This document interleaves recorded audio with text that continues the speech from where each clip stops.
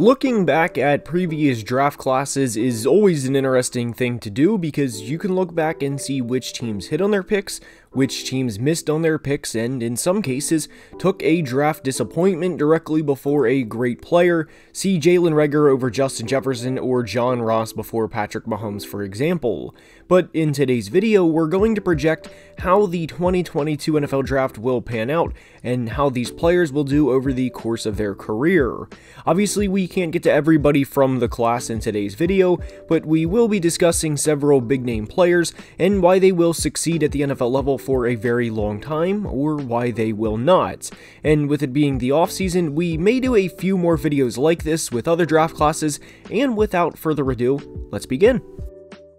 And we are starting today's video with Garrett Wilson of the New York Jets. In his rookie year, Garrett totaled 83 receptions for over 1,100 yards and had 4 touchdowns and was the first Jets receiver to go for over 1,000 yards since Brandon Marshall all the way back in 2015. And projecting how Wilson's career will go is a fun one for a few reasons. The first is it's okay to acknowledge how bad the quarterback play for the Jets was during 2022, as they had 3 quarterbacks throw for over 1,000 yards during the season, and generally speaking, when you have that, that's not good, and the team finished 29th in scoring in 2022 for a reason. Zach Wilson led the team in both passing yards and passing touchdowns, with just under 1,700 yards passing on the year, and wait for it, 6 passing touchdowns. So for Wilson to thrive in this situation was unexpected, as not many receivers could survive this and still thrive, let alone win the Offensive Rookie of the Year.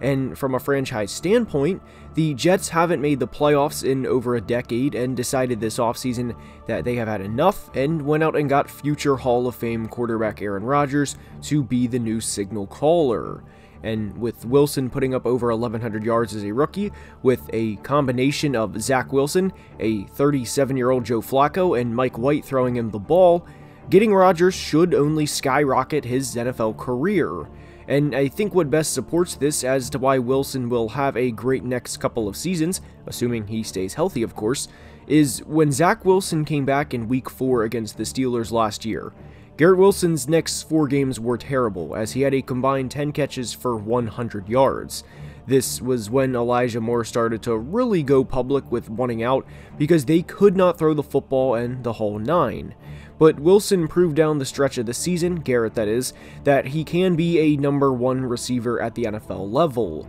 And if he had 83 receptions as a rookie with bad quarterback play, it's not unreasonable to think he can go for over 100 receptions and over 1,300 or 1,400 yards as a second-year player, along with 9 or 10 touchdowns. Projecting any player 7 or 8 years down the road is utterly insane, but for Wilson over the next 2 or 3 years, projecting him to start his career with 3 or 4 straight 1,000-yard seasons is completely reasonable, and to be honest, I would be surprised if he does not rack up 1,000-yard year after 1,000-yard year, because if he could do it in his rookie season, he should be able to do it year after year after year. And for Garrett's sake, I hope the quarterback play is not worse than what it was in his rookie year in any year of his career moving forward. Garrett will play this year at 23 years old, and if he stays healthy, he can be a consistent 1,200-yard receiver with 7 or 8 touchdowns every single year. His ceiling is as high as the sky.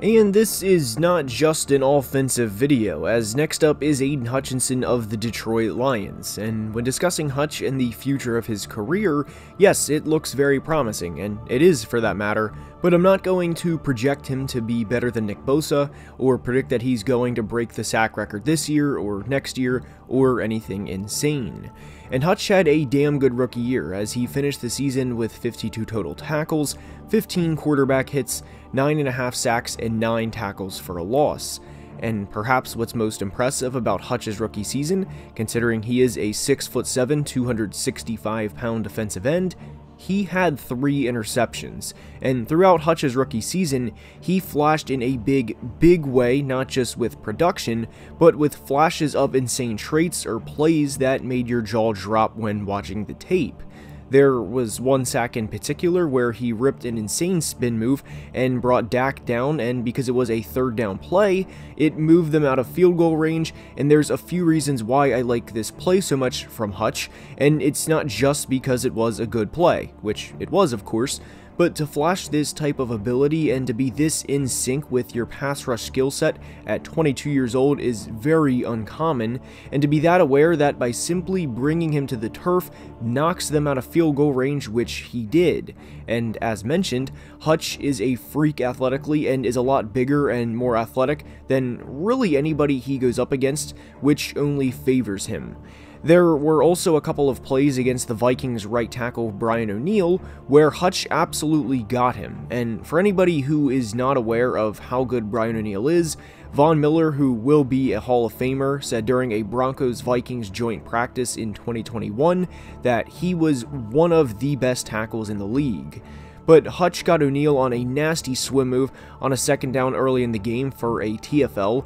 and later in the game, Hutch beat him outside for a sack. And to display this again at 22 years old is very impressive, and I wish the Lions would have drafted Nolan Smith to have a legitimate pass rushing duo, but I love the future of Aiden Hutchinson regardless.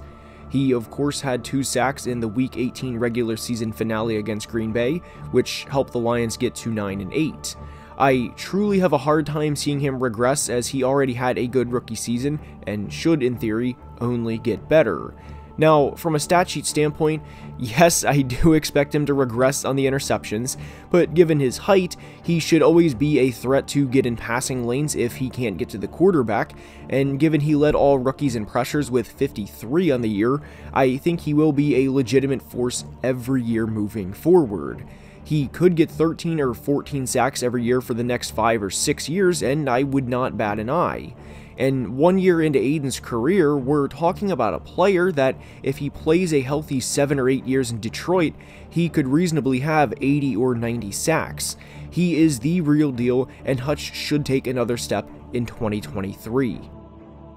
And heading back to the AFC we go to discuss Steelers quarterback Kenny Pickett. If you take a look at Kenny's raw numbers as a rookie, you may come away underwhelmed, as he threw just 7 passing touchdowns on nearly 400 passing attempts and actually threw more interceptions than he did touchdowns. But I am buying in on Kenny Pickett, and like I am with Aiden, I'm not projecting anything asinine here, but I do think Kenny will take a big step in 2023. And it's really hard to think he won't take a step, as he has, and this is no exaggeration here, everything to work with in Pittsburgh. He has 2 good receivers in Deontay Johnson and George Pickens, both of which Kenny can grow with over the next few years, and while the Steelers did add Allen Robinson recently, Allen will be 30 at the start of the season and is a dart throw at this point, so if he works out, great, but if he doesn't, don't be surprised, as he is not that high on the totem pole at the moment.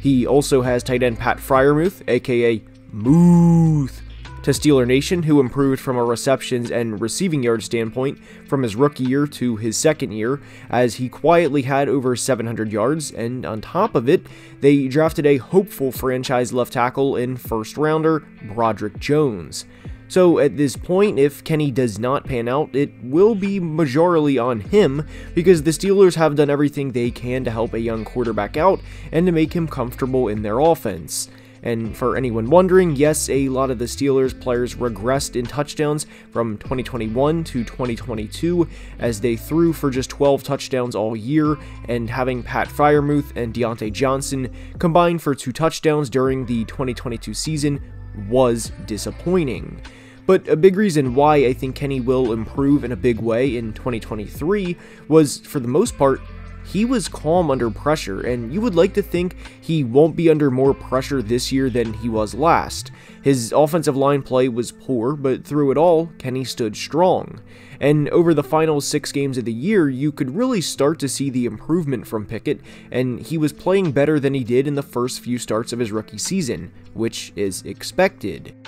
He was sacked just 7 times over the final 6 games, and really 5 games, which we will get to. He turned the ball over just once, and the Steelers were 5-1 as a team. And the loss, which is a part of the we'll get to, occurred in a game against the Ravens where Kenny threw a singular pass and played only 8 snaps. The improvement was there for Kenny at the end of the season, and I don't think it's unreasonable for him to have a 30 total touchdown season with over 4,000 total yards and anywhere from 8 to 10 interceptions. There may be a video on Kenny individual breaking down his film during the offseason, but if you're not bought in with Kenny and the Steelers, now is the time to do so.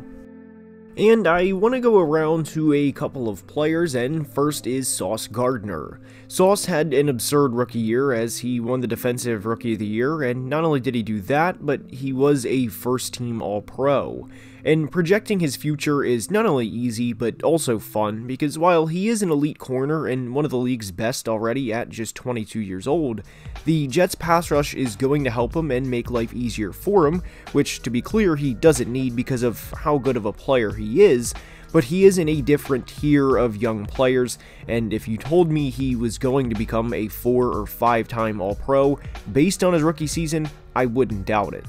Drake London is a player I like quite a bit, but his future concerns me, at least regarding what it could be, and that's because of the quarterback situation in Atlanta. I am not a Desmond Ridder fan, and I will be the first to say I do not like them placing their eggs in both Ridder and veteran Taylor Heineke's basket. I will also be the first to admit if I'm wrong about Desmond Ridder and he pans out, but Drake went for nearly 900 yards with poor quarterback play in 2022.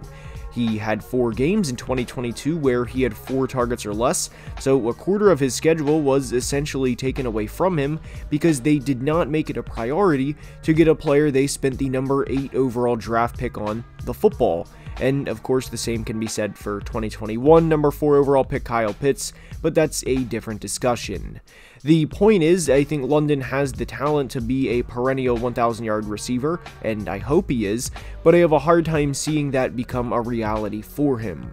One player that has not been talked about a lot heading into this year that I think will have a big year is Jordan Davis of the Eagles. Jordan is a very, very large human being, and him being 6'6", 340 pounds while being able to run a 4.78 40 right in the middle of the defense that already has Fletcher Cox, Brandon Graham, Hassan Reddick, and oh yeah, Jalen Carter and Nolan Smith, well, opposing offensive lines are going to be stressed out whenever they play the Eagles, and I think a big beneficiary of that will be Jordan Davis. He may never be a big player on the stat sheet, and he may never have 50 tackles in a season, but teams are going to have to plan around him and Jalen Carter in the middle. And I think his future is very bright, and that Eagles fans will absolutely love him when he routinely plays. I would like to see Jordan get 3 or 4 sacks this year and to really push the pocket, because if he does that and constantly creates havoc right in the middle of the defense, right in the middle where the quarterback is trying to step up and throw the football, it's going to open up sack opportunities, and for that matter, strip sack opportunities for both Nolan Smith and Hassan Reddick on the outside. And the Eagles are going to be very dangerous, and we know that, but they could take it to a whole nother level if Davis can fulfill his potential. But that's all I have for today. I hope you enjoyed. If you did, please like the video and subscribe to the channel, as it would mean the world and help the channel's growth a ton. If you'd like to support the channel, my Patreon and Twitter links are in the description, and until next time, please be safe and have a great day. Love you guys.